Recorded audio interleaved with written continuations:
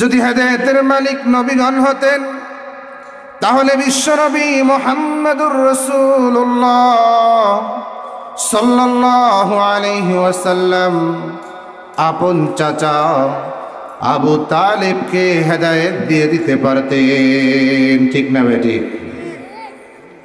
কারণ হেদায়েত আল্লাহ তাআলা কোনো নবী রাসূলদের হাতেও রাখেন নাই, কোনো পীর মাশায়েখের হাতেও রাখেন নাই, কোনো আলেম ওলামার হাতেও রাখেন নাই, কোনো ব্যক্তির হাতে আল্লাহ তাআলা হেদায়েত রাখেন নাই, বরং হেদায়েতের মালিক একমাত্র আল্লাহ তাআলা। এজন্য আল্লাহ তাআলাই তার নিজের হাতের মধ্যে রেখে দিয়েছেন। কিন্তু আশ্চর্য হলো, নবীজি মুহাম্মদুর রাসূলুল্লাহ চিল্লায়া বলেন সাল্লাল্লাহু আলাইহি ওয়াসাল্লাম, নবীজির চাচা নবীজিকে এত কষ্ট করে ছোটকাল থেকে বুকে কোলে করে মানুষ করে বিভিন্ন সময় কাফেরদের অত্যাচার জুলুম থেকে চাচা আবু তালেব মুহাম্মদুর রাসূলুল্লাহ সাল্লাল্লাহু আলাইহি ওয়াসাল্লামকে সেভ করেছেন, বাঁচিয়েছেন, কিন্তু ঈমান আনা তার নসিব হয়নি। ঈমান হারা অবস্থায় যখন আবু তালেব দুনিয়ার থেকে বিদায় নিয়ে চলে যান, নবীজি এত কান্না করেছেন, এত কান্না করেছেন, এত কেঁদেছেন যে নবীজি অস্থির বেহুশ হয়ে গেছে। বিশ্বনবীর এই অবস্থা দেখে আল্লাহ রাব্বুল আলামিন কোরআনে কারীমের আয়াত জিবরিল আমিনের মাধ্যমে পাঠিয়ে দিলেন। হাবিবকে ডাক দিয়ে বললেন, ইন্নাকা লা তাহদি মান আহবাবতা ওয়ালাকিন্নাল্লাহ ইয়াহদি মান ইয়াশা। ওগো আল্লাহর হাবিব নবীজি, আপনি যাকে ভালোবাসেন, মহাব্বত করেন, হেদায়েত দিতে চান, প্রকৃতপক্ষে সে হেদায়েত তো আপনি মালিক নন। হেদায়েত তো ওই ব্যক্তি হবে, সঠিক পথের দিশা তো সেই পাবে যাকে আমি আল্লাহ হেদায়েত দিব। বলেন সুবহানাল্লাহ। আমি যাকে হেদায়েত দেব সে হেদায়েত লাভ করবে, আপনি যাকে হেদায়েত দিতে চান তাকে হেদায়েত দিতে পারবেন না। নবীজির সঙ্গে আল্লাহ তাআলার কেমন মহাব্বত আর ভালোবাসা ছিল, কেমন সুসম্পর্ক ছিল নবীজির সঙ্গে। আল্লাহ তাআলা নবীজির শান আর মানকে কত উঁচু করেছেন। আল্লাহর নবীকে 23 বছরের জীবনে কোরআন নাজিলের এই সময়ে, নবুয়তের সময়ে আল্লাহ তাআলা একটিবারও ডাক দিয়ে বলেন নাই ইয়া মুহাম্মদ, বলেন আল্লাহু আকবার। একবারও নবীজিকে বলেন নাই হে মুহাম্মদ। কিন্তু অন্যান্য নবীর ক্ষেত্রে ইয়া কওমি মূসা, ইয়া ইয়াহইয়া, ইয়া যাকারিয়া, ইয়া নূহ, ইয়া মূসা, ইয়া ঈসা, এভাবে আল্লাহ তাআলা সকল নবীকে ডাক দিয়েছেন।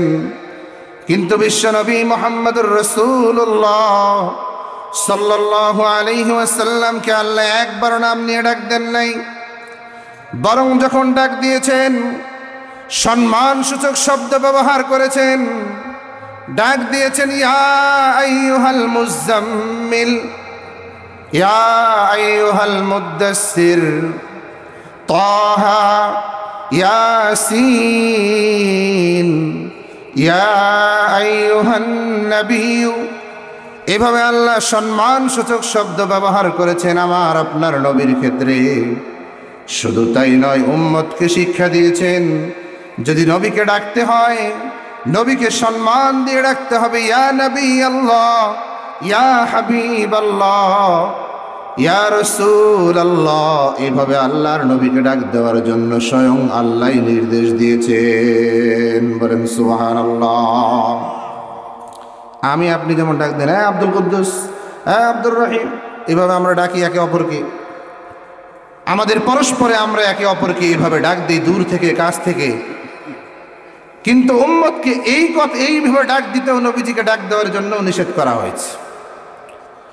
কোরআনে কারিমে আল্লাহ তাআলা বলেন, লা তাজালু দুআআর রাসূলি বাইনাকুম কাদুআই বাযিকুম বাযা। বলেন আল্লাহু আকবার। চিল্লায়া বলেন আল্লাহু আকবার।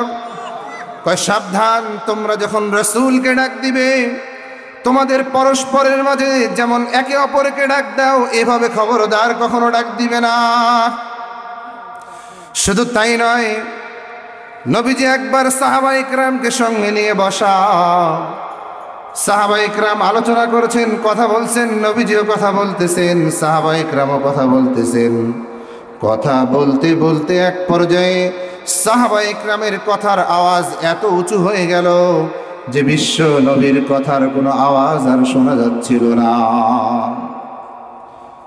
শুধু এতটুকুই হয়েছে, আল্লাহ তাআলা সতর্ক করলেন, সূরা হুজুরাতে আল্লাহ আয়াত অবতীর্ণ করলেন, সাবধান, আমার হাবিবের সামনে, আমার নবীর সামনে যদি তোমার কথার আওয়াজটাও অনিচ্ছা সত্ত্বেও উঁচু হয়ে যায়, তোমার সারা জীবনের নেক আমলগুলো নিষ্ফল হয়ে যাবে, তুমি টেরও পাবে না। বলেন আল্লাহু আকবার।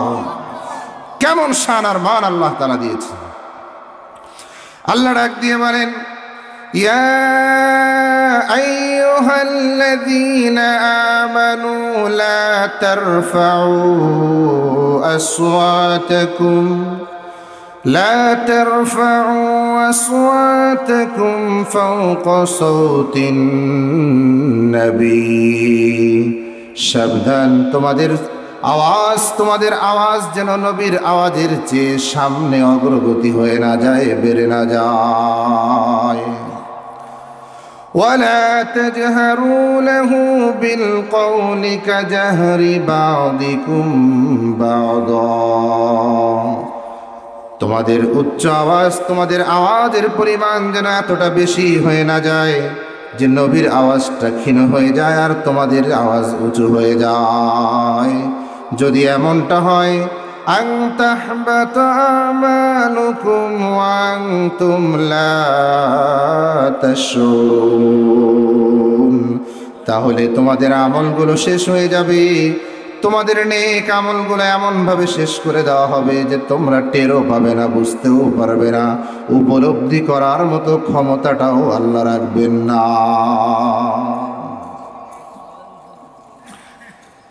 দুনিয়ার মধ্যে আল্লাহ তাআলা আমাকে আপনাকে পাঠালেন, আল্লাহ তাআলা আমাকে আপনাকে মুসাফির হিসেবে দুনিয়াতে পাঠিয়েছেন।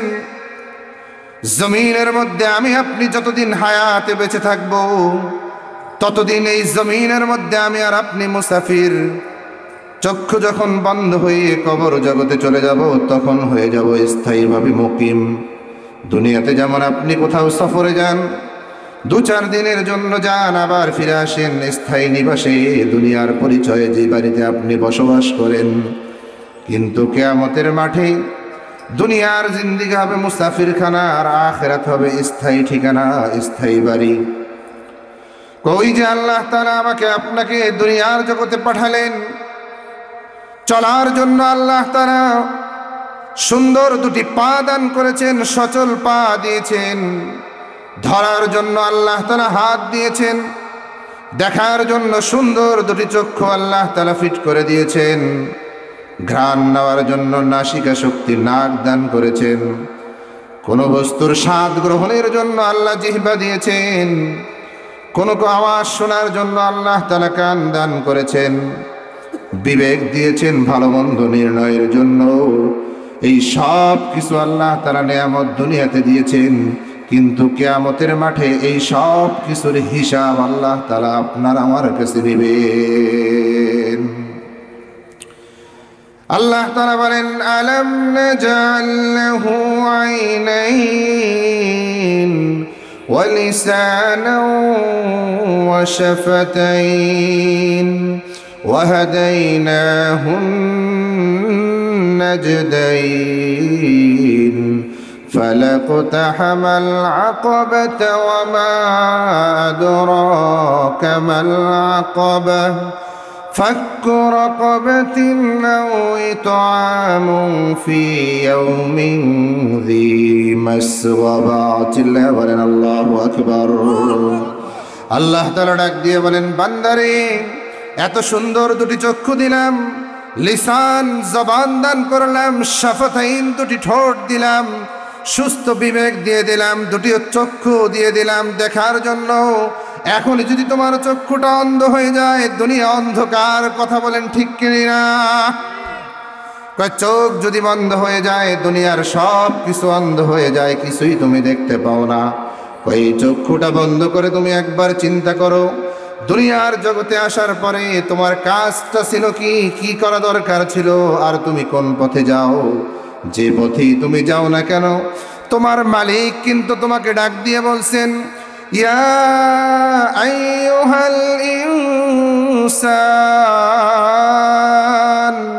মা গররাকা বিরাব্বিকাল কারীম الذي خلقك فسواك فعدلك في أي صورة ما شاء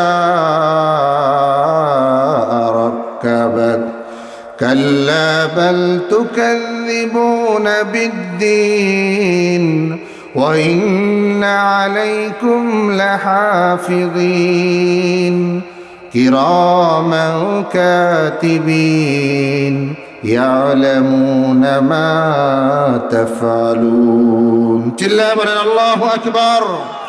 আল্লাহ তাআলা ডাক দিয়ে বলেন, হে দুনিয়ার মানব মণ্ডলী, মা গররাকা বিরাব্বিকাল কারীম, তোমাদের দয়াময় সবচেয়ে দয়ালু রব যিনি, যে আল্লাহ তোমাকে এত সুন্দর অবয়ব দান করলেন, এত সুন্দরভাবে তোমাকে মানুষ বানালেন, দুনিয়াতে পাঠালেন, হাজার হাজার মাখলুকাতের মধ্যে যে আল্লাহ তোমাকে কথা বলার মতো শক্তি দান করলেন, সেই আল্লাহকে ভুলে তুমি কোন পথে অগ্রসর হয়েছ?